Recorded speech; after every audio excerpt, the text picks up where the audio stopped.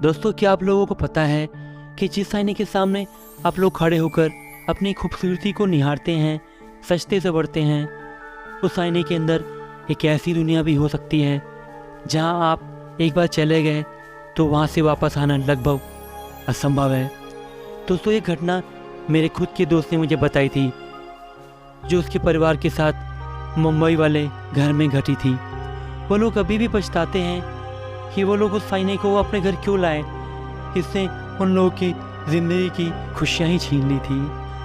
काजल और पुलकित जो गुड़गांव में बसे गोल्फ कोर्स रोड में बने एक अपार्टमेंट में किराए पे रहते थे।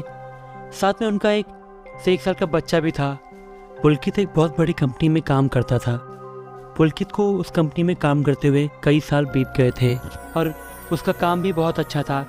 इस वजह से कंपनी में पुलकित का प्रमोशन भी हो गया था और कंपनी ने उसे मुंबई भेज दिया था।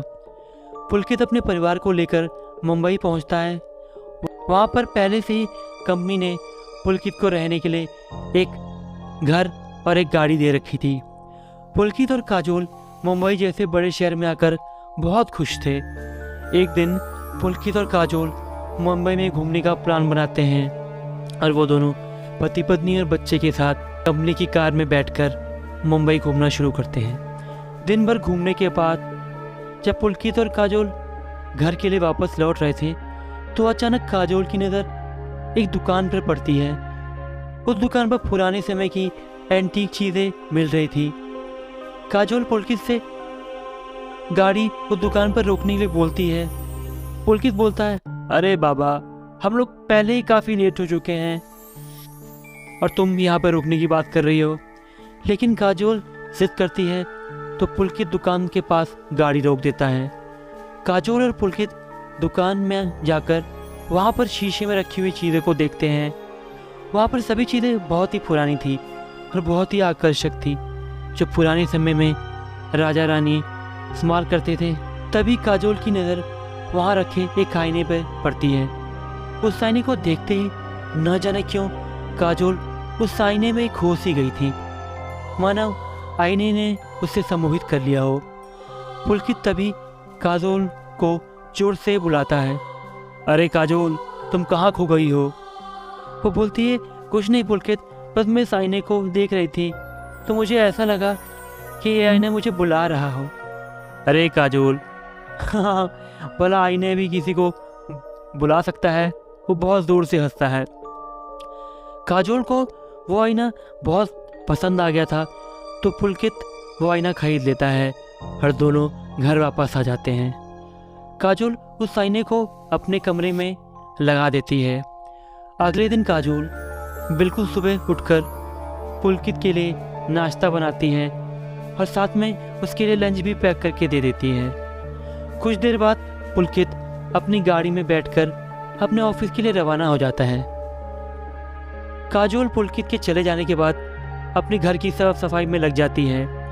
काजोल साफ सफाई करके बहुत थक गई थी, इसलिए वो सोचती है कि थोड़ा आराम कर लिया जाए। इसलिए वो अपने कमरे में ही जाकर बेड पर लेट जाती है। वो साफ सफाई करके बहुत थक गई थी, इसलिए उसकी आंख लग जाती है। काजोल बहुत गहरी नींद में सो ही रही थी कि उसको किसी औरत की रोने की आवाज़ आती है। वो झटके से उठकर बैठ जाती है और इधर उधर देखने लगती है।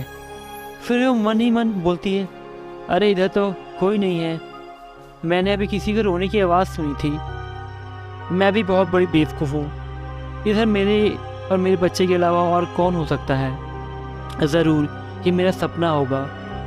काजोल की अब नींद खुल गई थी तो वो उठ जाती है और किचन में अपने लिए कॉफ़ी बनाने के लिए जाती है। काजोल किचन में कॉफ़ी बना ही रही थी, तभी उसे लगा कि उसके पीछे कोई खड़ा है। काजोल पीछे मुड़कर देखती है पर उसे कोई नहीं दिखाई देता।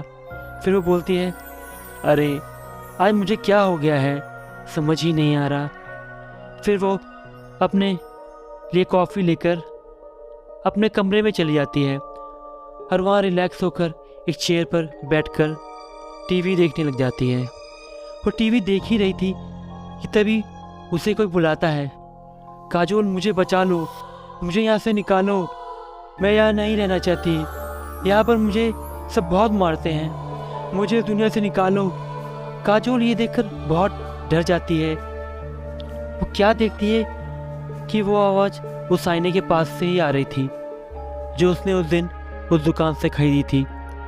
वो किसी तरह डरते डरते आगे बढ़ती है और आईने के पास जाती है। वो आईने में देखती है पर आईने में उसको कुछ नहीं दिखता।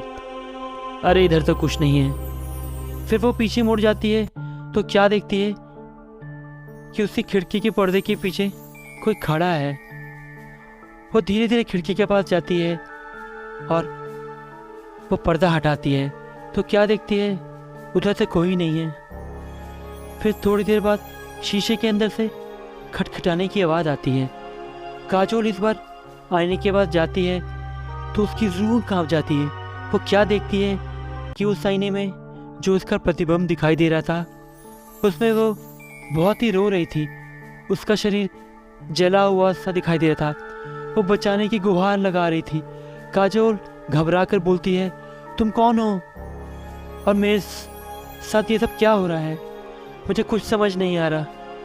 तभी आईने में से एक औरत निकलती है और काजोल का गला दबाने लगती है। काजोल किसी तरह अपनी जान बचाती है और बेहोश हो जाती है।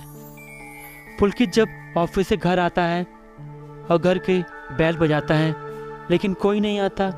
काफ़ी देर हो गई थी तो पुलकित ने दरवाज़ा तोड़ दिया। वो क्या देखता है कि काजोल बेहोश पड़ी थी। वो उसको किसी तरह होश में लाता है और काजोल उठकर अपनी सारी घटना पुलकित को बता देती है। पुलकित शुरुआत में तो उस पर बिल्कुल भी विश्वास नहीं करता। फिर वो उसके बोलने पर आईने के पास जाता है तो देख के दंग रह जाता है। वो क्या देखता है कि उसका प्रतिबिंब जो आईने में दिख रहा था, उसका चेहरा 70 साल के बूढ़े जैसा दिख रहा था और उसका शरीर लहूलुहान दिख रहा था। बोल रहा था, मुझे यहाँ से बाहर निकालो, मैं यहाँ नहीं रहना चाहता। ये सब देखते ही पुलकित समझ गया कि इस आईने में ज़रूर किसी आत्मा का वास है। पुलकित बिना देर किए पास के ही एक मंदिर में जाता है और वहाँ के पंडित को सब कुछ बता देता है। वहाँ के पंडित बहुत ही ज्ञानी थे। पुलकित उन्हें लेकर घर पहुँचता है। पंडित जी घर पहुँचकर उस आईने के पास जाते हैं और हाथ में गंगा जल लेके उस आईने पर छिड़कते हैं। वो क्या देखते हैं कि आईने से खून निकल रहा है और साथ ही काजोल भी लहूलुहान होने लग जाती है। पंडित जी समझ जाते हैं कि इस आईने में जो बुरी आत्मा है वो काजोल के अंदर प्रवेश कर चुकी है, इसीलिए इस आईने पे जल छिड़कते ही काजोल के शरीर पर भी इसका असर पड़ रहा है। फिर पंडित जी घर में हवन करने का निर्णय लेते हैं। पंडित जी पहले काजोल की चारों तरफ मंत्र पढ़कर एक घेरा बना देते हैं, फिर हवन शुरू करते हैं। शक्तिशाली मंत्रों की वजह से कुछ देर बाद काजोल के अंदर जो शैतानी आत्मा है वो तड़पने लगती है। वो बहुत चिल्लाती है और काजोल का शरीर छोड़कर आईने में फिर से प्रवेश कर जाती है। पंडित जी तुरंत आईने को तोड़ देते हैं और उस आत्मा को मुक्ति मिल जाती है। उस दिन के बाद काजोल और पुलकित की ज़िंदगी पहले की तरह खुशहाल हो गई थी, लेकिन वो लोग इस घटना को कभी नहीं भूल पाते। दोस्तों, अगर आपको ये वीडियो पसंद आई तो इस चैनल को लाइक कीजिए, सब्सक्राइब कीजिए और बेल आइकन दबाना ना भूलें।